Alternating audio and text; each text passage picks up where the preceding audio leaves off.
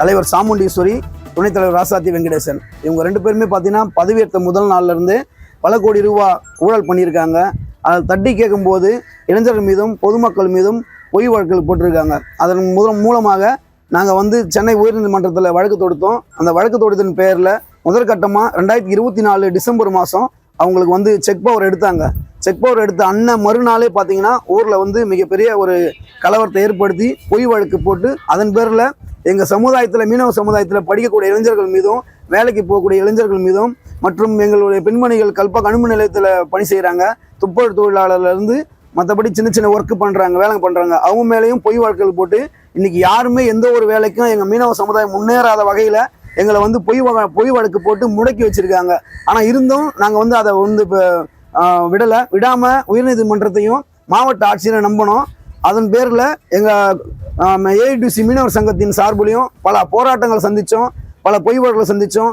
நீதிமன்றம், காவல்துறை அவங்கள பார்த்து நாங்கள் நிறைய போராட்டங்களை மனுவும் கொடுத்து இன்றைக்கி அதன் பேரில் இன்றைக்கி பார்த்திங்கன்னா மாவட்ட ஆட்சியர் மூலமாக அவங்க 2 பேரையும் பதவி நீக்கம் செஞ்சிட்டேன்னு சொல்லிட்டு எங்களுக்கு உயர்நீதிமன்றத்தின் மூலமாக எங்களுக்கு இந்த அறிக்கையானது வந்திருக்குது.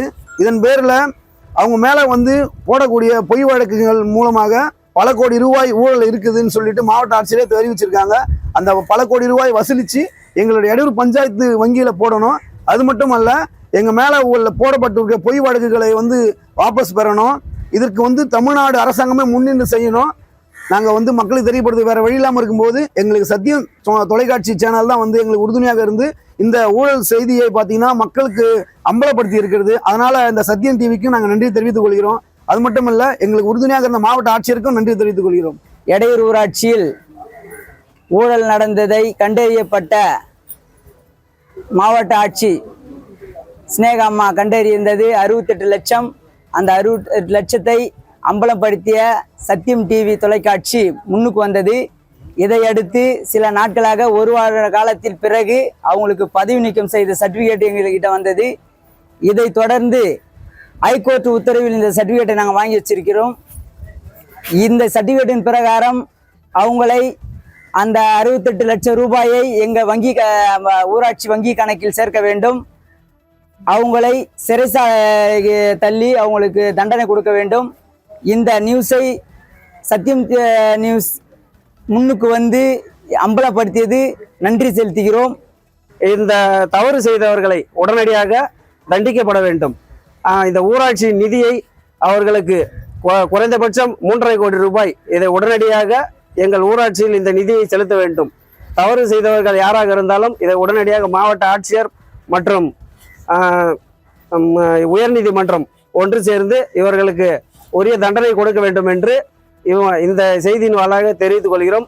இந்த செய்தியை நாங்கள் பல முறை எடுத்து காட்டியிருக்கிறோம். ஆனால் எங்களுக்கு சத்தியம் தொலைக்காட்சி உறுதுணையாக இருந்து இந்த செய்தியை மக்கள் மத்தியில் வெளியே கொண்டு வந்தார்கள். அந்த சத்தியம் தொலைக்காட்சிக்கு இந்த கிராம பொதுமக்கள் சார்பாகவும் எடையூர் பஞ்சாயத்து சார்பாகவும் நன்றி கலந்த வணக்கத்தை தெரிவித்துக் கொள்கிறோம்.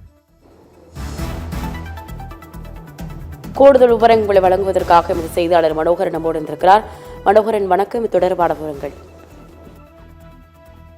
வணக்கம் ரிதி. அதாவது செங்கல்பட்டு மாவட்டம் மாமல்லபுரம் அடுத்த எடையூர் ஊராட்சி கொக்கிலமேடு பகுதியில் 200க்கும் மேற்பட்ட குடும்பங்கள் வசித்து வருகின்றனர்.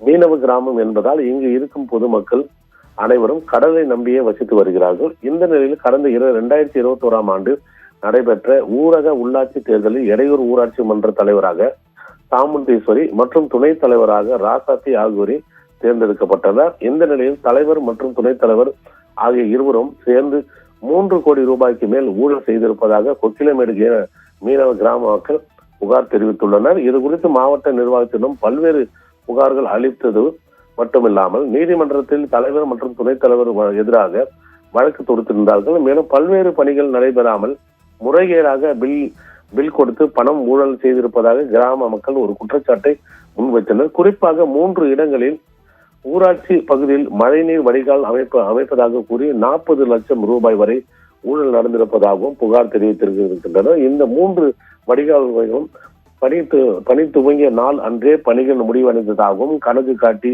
இருப்பதாக ஆதாரத்துடன் புகார் தெரிவித்தனர். அதாவது 29/1/2024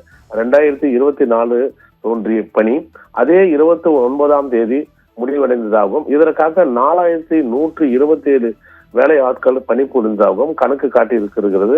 அதே தேதியில் வேலை முடிக்கப்பட்டதாக ஒர்க் கம்ப்ளீட் சர்டிபிகேட்டும் வாங்கப்பட்டுள்ளது. இதனைத் தொடர்ந்து நீதிமன்றத்தில் வழக்கை தொடர்ந்த பிறகு நீதிமன்றத்தின் உத்தரவின் அடிப்படையில் ஊராட்சி உதவி இயக்குனர் கணக்கு வழக்குகளை சரிபார்த்தல், அதன் அடிப்படையில் பொது சுகாதாரம், தெருவிளக்கு பராமரிப்பு, குடிநீர் பராமரிப்பு, கிராம சபை செலவினம் என 9க்கும் மேற்பட்ட செலவினங்களில் 66,91,196 ரூபாய் முறையான கணக்கு இல்லை என அறிக்கை சமர்ப்பிக்கப்பட்டுள்ளது. குறிப்பாக ஜிபிஎஸ் புகைப்படம் இல்லை, தொழில்நுட்ப அலுவலர் கையெழுப்பும் இல்லை, ஒப்பந்த புள்ளி உறுதி செய்தது உண்மைத்தன்மை இல்லை என்ற பல்வேறு உண்மைகள் கண்டறியப்பட்டு அறிக்கை சமர்ப்பிக்கப்பட்டுள்ளது.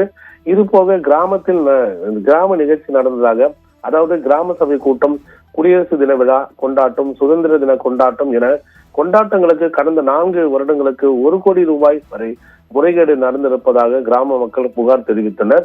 இது போக கிராம மக்களின் 100 நாள் வேலை திட்டத்திலும் ஊழல் நடந்திருப்பதாகவும் அப்பகுதி மக்கள் புகார் தெரிவித்தனர். இது குறித்து தலைவர் மற்றும் துணைத் தலைவரிடம் கேட்டால் பொய் வழக்கு போடுவதாகவும் அப்பகுதி இளைஞர்கள் தெரிவித்தனர்.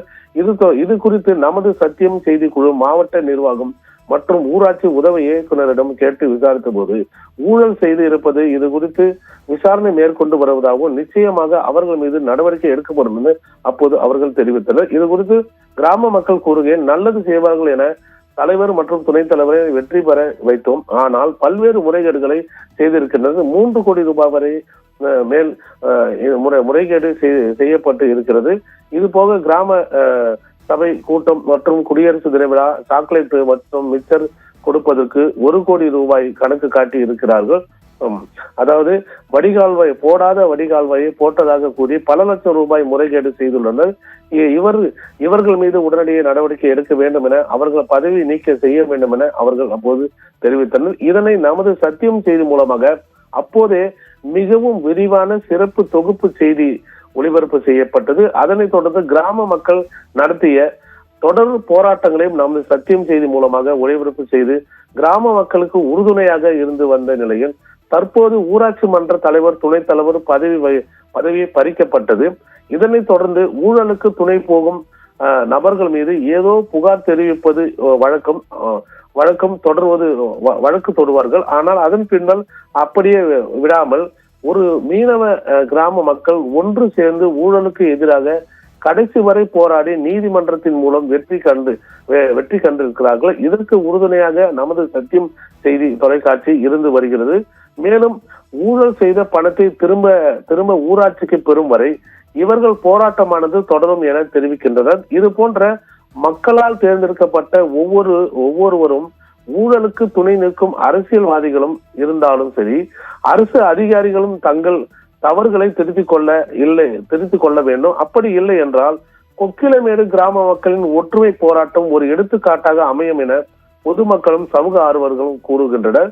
இது குறிப்பாக கொக்கிலமேடு கிராம மக்கள் நமது சத்தியம் செய்தி தொலைக்காட்சிக்கு நெஞ்சார்ந்த நன்றிகளும் வாழ்த்துகளும் தெரிவித்து வருகின்றனர். விவரங்களுக்கு நன்றி மனோகரன்.